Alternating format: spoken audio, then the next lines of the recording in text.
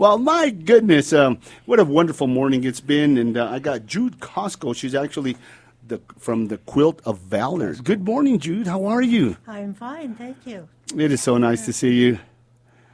I was talking to Cheryl yesterday because I guess we had that, I guess it was a presentation, and I really appreciate the Quilt of Valor, for me being in the United States Navy. But I'd like to hear a little bit about yourself and how long has this organization been together? The Quilt of Valor Foundation has been in existence since 2003. Over that time, it was started by a woman who, at that time, her son was serving in Iraq. And she said that she would watch TV and see the wounded soldiers coming back, being evacuated out to Germany and then to Walter Reed Hospital. And she said it started with a dream. And she was, in her dream, she saw a young man that was sitting on the side of his bed in the middle of the night, all hunched over, and she said the permeating feeling was one of despair from him. And it was like a movie, and in the next scene, she saw him wrapped in a quilt. And quilts can be very comforting, and that's where it all started, in her dream. And she thought, well, I'm a quilter, I can make quilts to comfort these wounded young people that are coming back.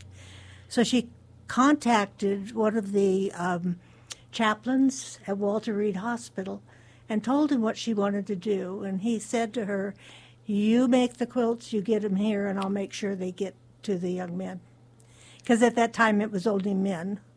So that's all where it all started. And quilters have a way of getting our friends involved and volunteering our friends to help with our causes. And since 2003, the Quilt of Valor Foundation has grown to the point where over 10,000 quilters have been involved in making Quilts of Valor. Quilts of Valor are our way of saying thank you to veterans and active duty service members. Thank you for the service. Thank you for what you've done to keep our country free. Thank you for stepping up. We know that not everybody volunteered. Some were volunteered and told you will step up.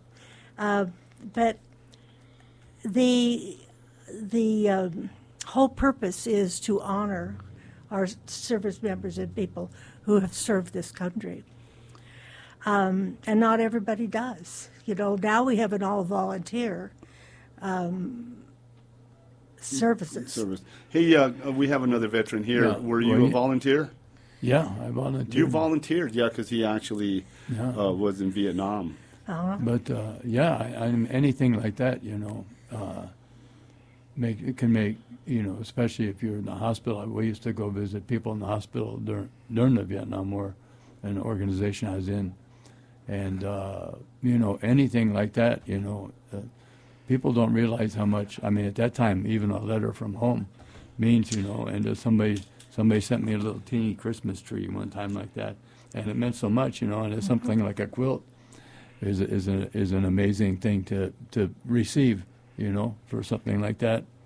And especially if you're away from home or something, and people forget. I mean, now people get on their cell phone and they call people like that, and at that time if you were lucky, you got a letter, And it took quite a while. I know when my husband was in Vietnam, it took 6 weeks to get a letter, Wow. or anything. And we would send packages, and the kids and I would make packages, but it took a long time. And it's amazing because, when you're in there, because I joined at the age of 17, and talking about I've never even probably left Grant County, and here I am in the other side of in the other side of the world, serving my country as a United States Navy individual on a submarine tender, and it was difficult. I mean, it was really, really difficult because we never left anywhere. But in something like this, as a matter of fact, I'm looking at the photographs of the quilt that you guys made for me. I just want to say thank you very much. when I showed up, I said, well, get my quilt and so on. It was a very amazing ceremony that you guys did. I was very blessed. I was very happy, and exchanging the stories was just phenomenal. I really enjoyed it. Yes, we are honored to be able to present quilts. Our group, our local group here in Grant County, we're the Southwest Valor Quilters. We're actually part of the Quilt of Valor Foundation, but we're our local group. So you have like your own chapter, Yes, or okay? yes. And we try to concentrate on awarding quilts to veterans from Grant County. We have a huge number of veterans here in Grant County. All over New Mexico, it's amazing. Yes. We have more combat veterans per capita than any other state in the Union. And Grant County has the second highest number per capita of veterans after Bernalillo County, Right. but that's Because kind of of the understandable. size. Yeah. But no, Grant County is. If I look at my numbers, we have majority in vets. And and I like to throw something out for the vets also, okay? There's going to be something on the ballot this November about increasing the exemption for the veterans from $4,000 to $10,000. So look in on that. That helps out a lot of the veterans.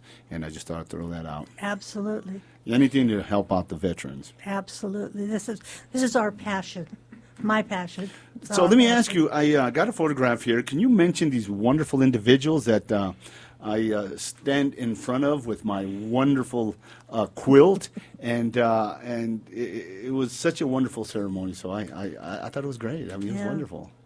Well, Jackie Gallagher is one of our quilters. Jackie's actually only been quilting a little over about 2 years. When she came to Grant County and got involved in quilting, she wanted to learn how. And she has come such a long way and makes a lot of quilts now. The other one in here is Paco Rich. Paco is very involved. She's a long arm quilter as well as a quilter. Long arm quilter? Long arm quilter. Okay. All right. There's we piece the top, which is the pretty part. Okay. And then it's sandwiched together with batting and a backing, and a long arm quilter does the quilting. If you ever have a chance to go into Aunt Judy's attic and look in the side room, 12-foot long machine that you load the quilt on, and you could 12 foot. Yes. Wow. So they're both of these leaders are very, very involved. We have about 20 in our local group, and I wanted to mention a couple numbers. The foundation since 2003 have awarded over 389,000 quilts. 389,000 Yes. quilts? Now, our local group has been in existence since 2014, and we have awarded about 375.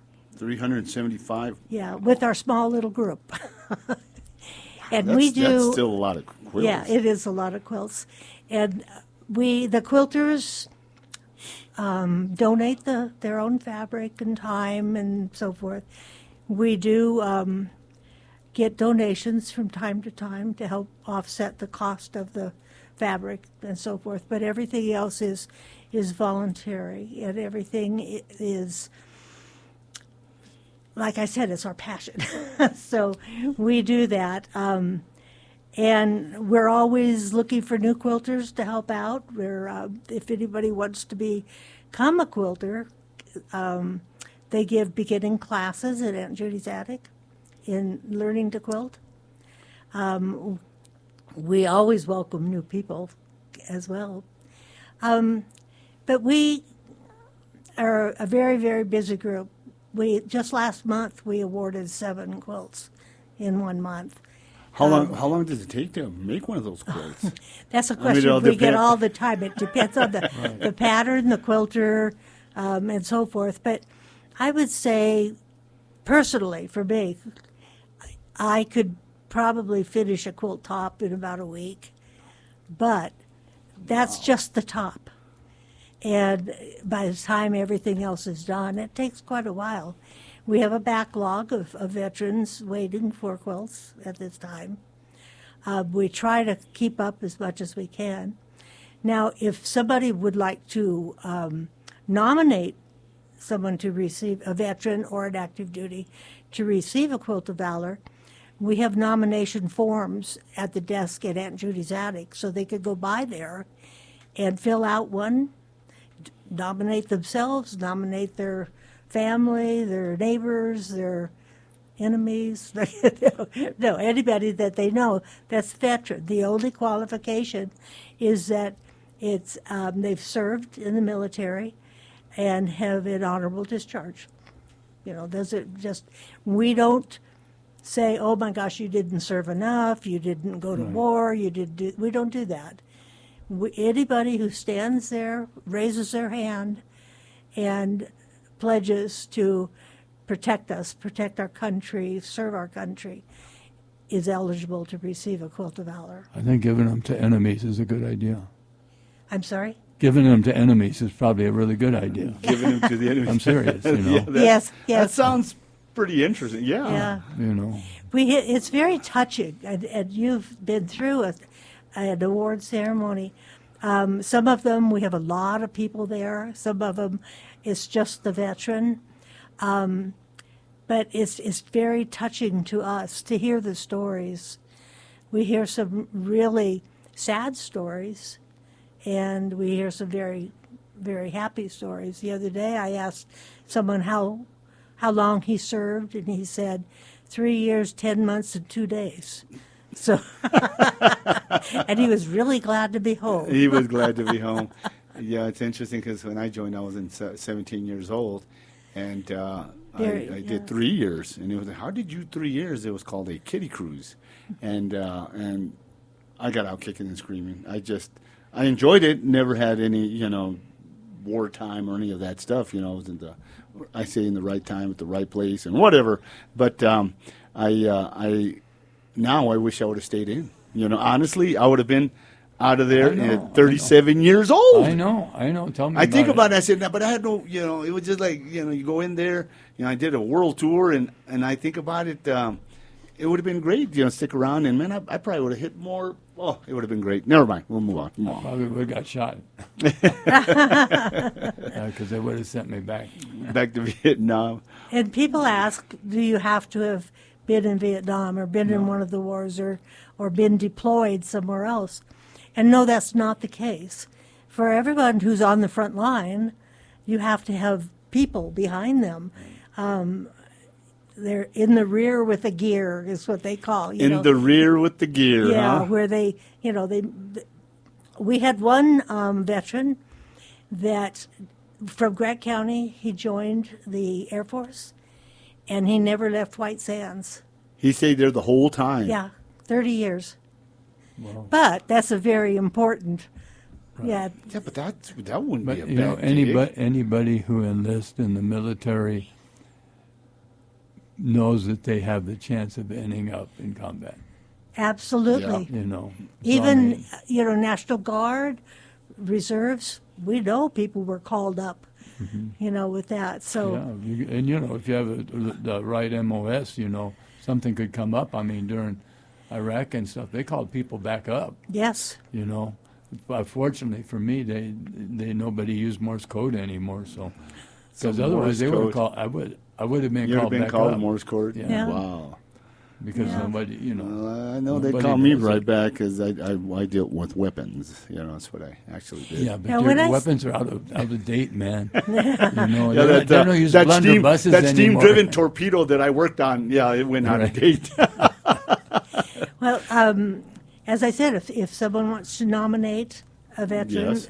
be sure to go by Aunt Judy's Attic, fill out one of the nomination forms. Now, if you know of a veteran that's in another area, because we concentrate on Grand County, yeah. frankly, because we can't afford to do all the other ones, but there is a website for the foundation. It's QOVF.org, and that's quiltofvalorfoundation.org. And you can go on the website and nominate someone to receive a Quilt of Valor. That nomination will be sent to the state coordinator for wherever it is. Say it's someone in Nebraska. the nomination would go to the state coordinator in Nebraska, who would give it to a local person. There in Nebraska. Yeah, and they Wow, would be that's awarded the quilt there. That is So, awesome. yeah, and we receive these nominations for someone who is nominated in our area. I receive it from the state coordinator, and then we make sure that they get a quilt. Well, I was going to let you know that my quilt, I'm going to hang it in my office, and I hope that people can come by when they come and visit, or for business and so on. Come and check out my quilt. I'm very proud of it. It's a beautiful, beautiful quilt. And you know what? I was just going to ask. I can imagine, and I think you need to either record it or do video or something like that. I can imagine what stories you heard, because you asked me to say a story, and you probably just turned me off just like on the radio. Not just joking. But I can imagine all the stories that you've actually heard. Oh, we've heard many, yeah, many. We can probably spend a couple hours just going over these stories. Yes, yeah. It's really, sometimes people don't want to talk. They're just saying, no, I'm keeping those in myself. Maybe they've had something happen that they don't want to share, and we honor that.